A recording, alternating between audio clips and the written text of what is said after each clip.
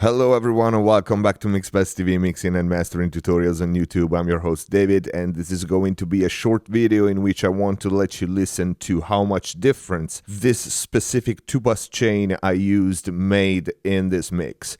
A 2-bus processing chain, I want to stress this, that I mixed into from a very early stage of the mix. The reason I'm showing you this is because in previous videos we've seen how sometimes even multiple hardware units in a mix can only make a subtle difference, which doesn't mean it doesn't have an impact, as every mix decision is affected by all the variables, but sometimes just taking the hardware in and out can give the impression that such hardware only make a little difference, which is not the case most times.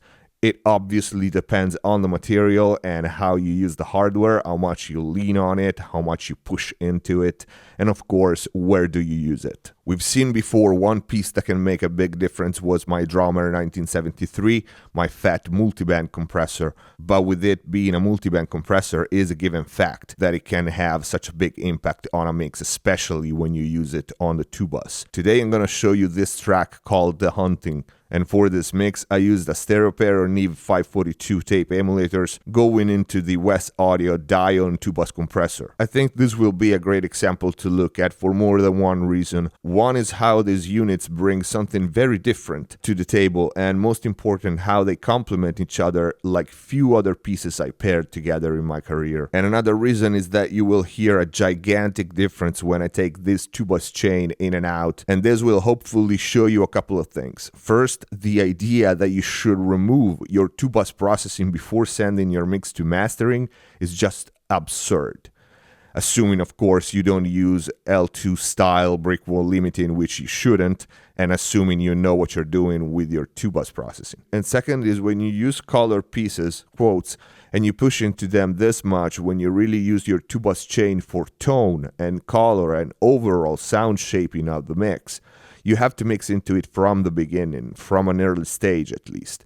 Because when you'll hear the difference before and after here in this video, you'll realize that it would be unthinkable to just slap a chain like this with these settings at the end of a finished mix without completely change its balance and most likely fuck it up. Of course you can do that, slap something at the end of an almost finished mix. I did it before and it's common, but you do that with much more conservative settings, not relying on the action and the tone of the units this much. You can use the Dion and the Neve's 542 subtly, but this is not the example I want to analyze today. Today I want you to hear how much of the sound of the whole mix comes from the units themselves, how they glue things together and enhance everything, and how the mix falls apart when you take them out. And that's only because I mixed into them. We'll hear the mix with, without, then I'll randomly take out the Neves, the Dion, only the Dion THD, which is its saturation,